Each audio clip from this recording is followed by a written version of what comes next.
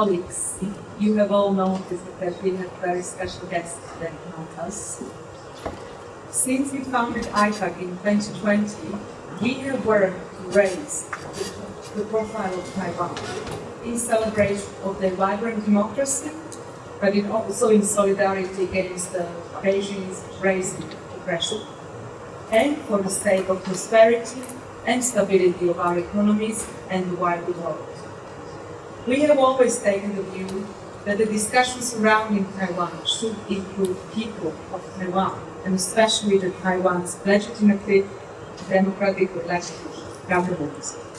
This is why we are so pleased and honored, we were so pleased and honored to meet President Lai and Vice President Xiao during our last summit in Taipei.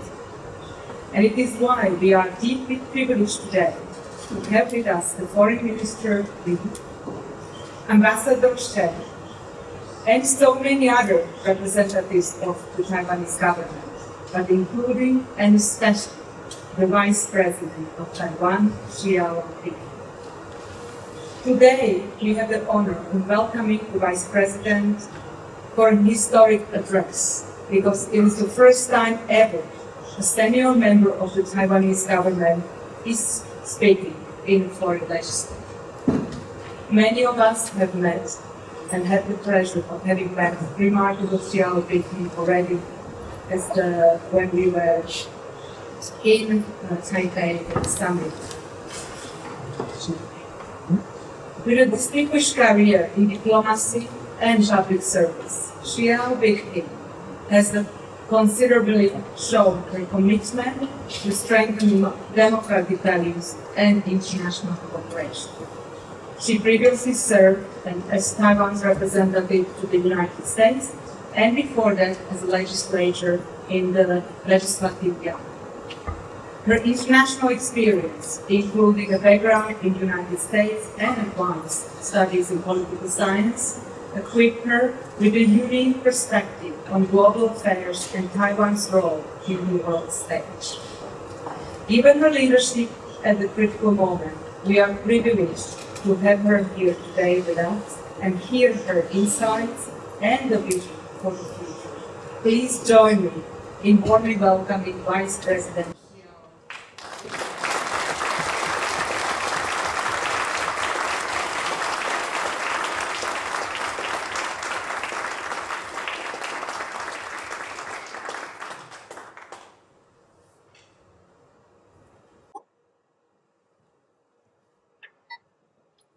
Thank you. Thank you, Ipac, for the privilege of being here in the European Parliament. This means so much to us, so much to the people of Taiwan. From my first meeting with you 3 years ago, when I hosted a reception for Ipac in Washington, D.C., to our gathering in Brussels, in Taipei, and now in Brussels. I've always felt a unique bond with Ipac, where our shared commitment to upholding democratic values and sustaining peace has brought us together.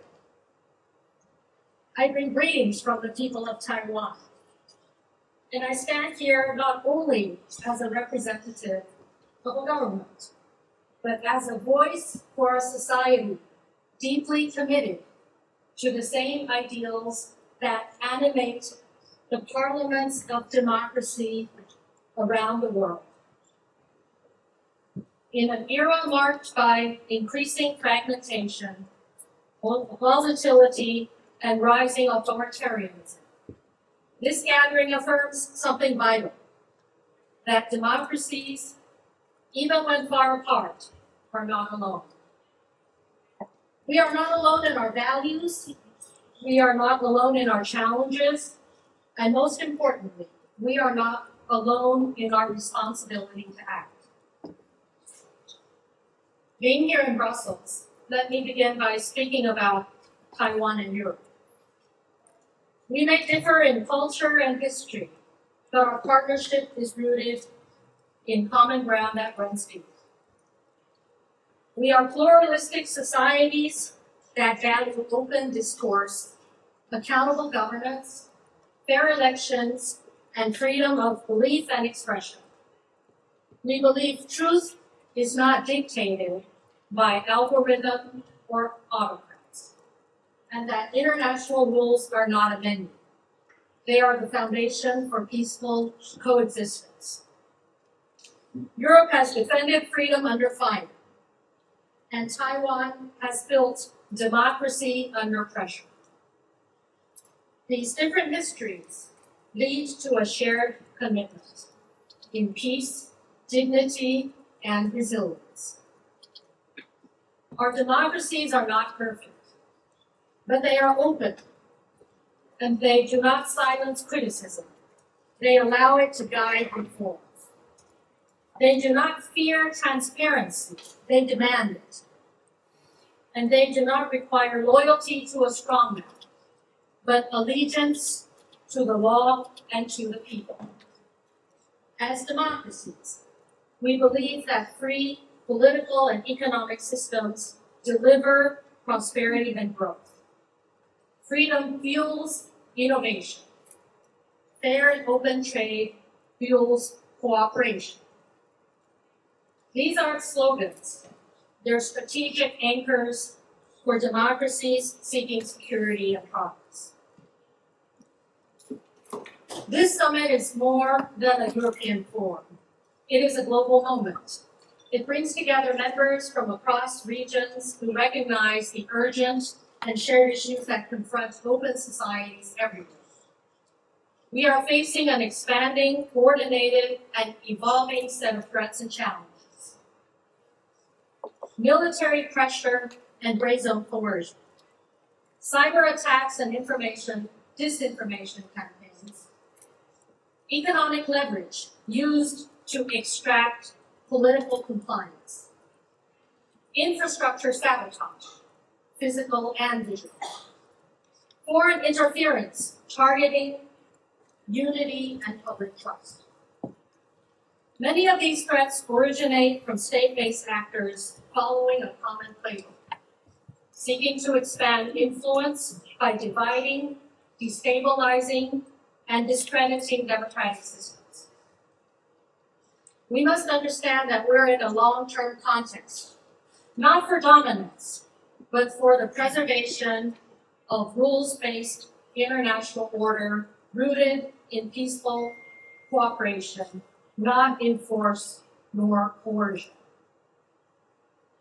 In light of intensifying military and security pressure from China in our region, Taiwan is committed to increasing our defense investments, targeting 5% of GDP by 2030. But we also know that security is not just about military strength. It begins at home. What some in this part of the world call total defense, we call whole of society resilience. It means involving all sectors of our society, from cyber defense and emergency response to civil preparedness.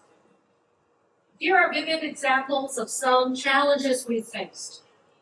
In 2033, Taiwan's undersea cables connecting offshore islands were cut, disrupting vital communications and emergency services. Our institutions and networks that manage data and connect our people face daily and persistent cyber attacks. Similar incidents have occurred elsewhere around the world, including right here in Brussels.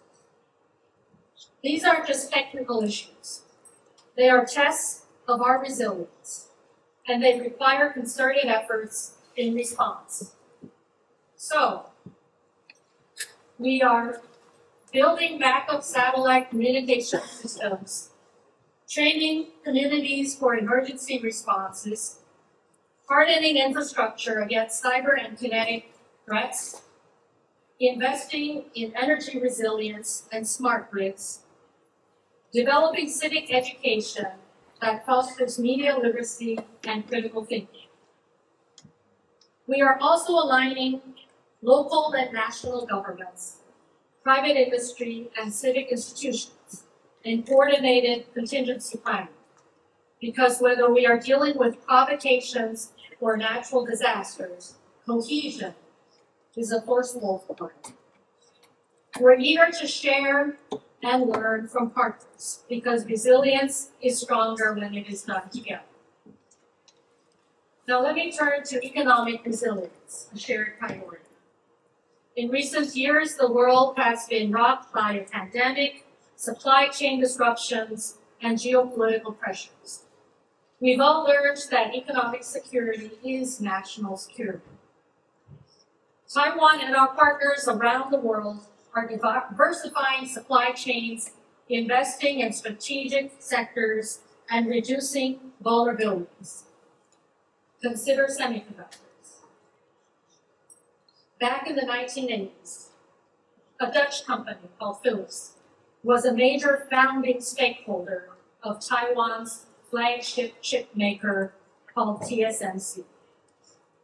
Today, TSMC invests and partners across Europe with a robust supply chain of design, materials, and high-end industrial equipment. These aren't just business deals. They are mutually reinforcing endeavors that cannot be achieved in isolation. Europe remains Taiwan's top source of foreign direct investment. Together, we are building a reliable technology ecosystem rooted in trust, transparency, and democratic values. But semiconductors are only one piece of global economic resilience.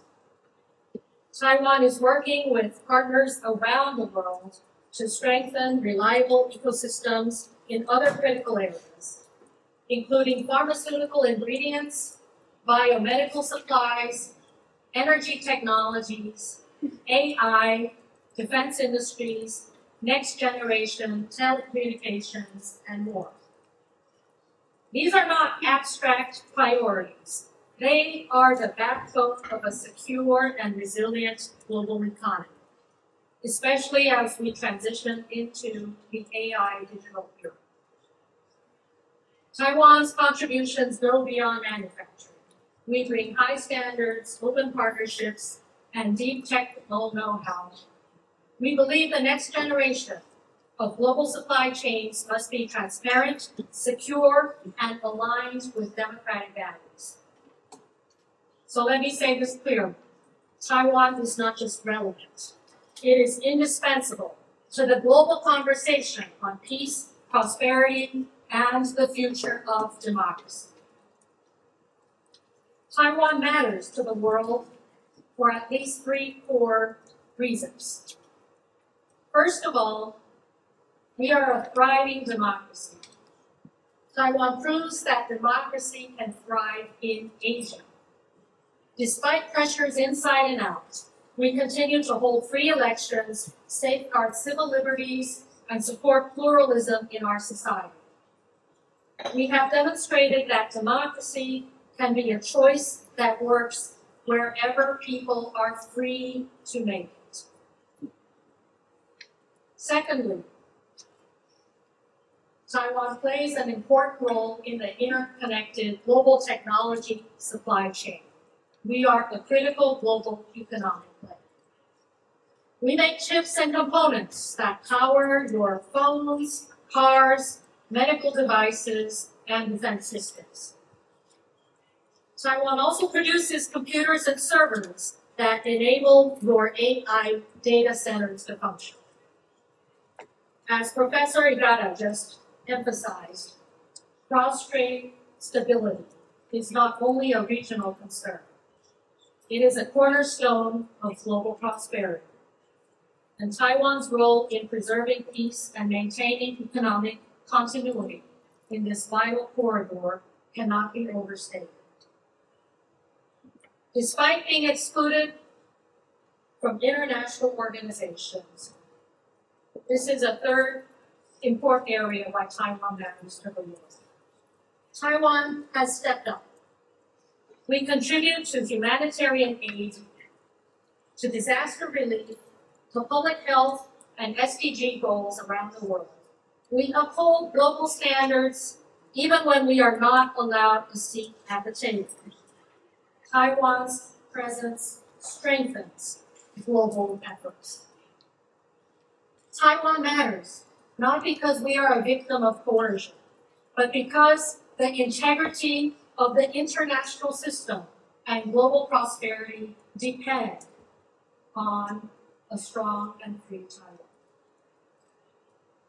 As IPAC members, you have stood with Taiwan, and we look forward to deepening our collaboration in at least 4 areas. First of all, trade and tech cooperation. Build trusted supply chains, expand dialogue on AI and digital cooperation, and invest in talent for democratic innovation. Together, we need to shape the standards and norms of the next technological era. Second, whole of society resilience. Share best practices in defense, cybersecurity, infrastructure, disaster relief, sheltering, counter-disinformation, and civil readiness. Let's ensure that our societies are not only protected, but better prepared. Third is global inclusion. As you have done, please continue to support Taiwan's meaningful participation in international organizations, including the WHO, ICAO, Interpol, and more. Push back against distortions and misinterpretations of historical documents that have been used to unjustly block Taiwan's participation. And fourth, a very solemn matter, and that is peace in the Taiwan Strait. Uphold the principles that are common expectations of humanity and of the UN Charter, which prohibits the threat or use of force to resolve disputes. Peace in the Taiwan Strait is essential to global stability and economic continuity, and international opposition against unilateral changes to the status quo by force cannot be overstated. These aren't favors. They are constructive partnerships. A stronger Taiwan means a more stable Indo-Pacific. And the stable Indo-Pacific will bring about a safer world. A few months ago in Taipei, IPAC members gave me a calligraphy gift with the Chinese words, 得道者多助, which is an axiom from the ancient philosopher Mencius, literally meaning those who take the right way get a lot of help. It is an assertion that righteousness, justice, and moral integrity will naturally attract widespread support and assistance. When it comes to international participation, things have been so hard for us Taiwanese. And yet, Taiwan has always sought to be a force for good in the world. And we are grateful to all of you for your continuing support. We don't just want to survive, we want democracies to thrive. We're not just defending what we have, but building what we want the future to look like, where free people and societies are more connected, more united, and more capable, and of course, stronger together. Taiwan is ready to work with all of you. Together, we can ensure that freedom not only endures, but prevails. Thank you.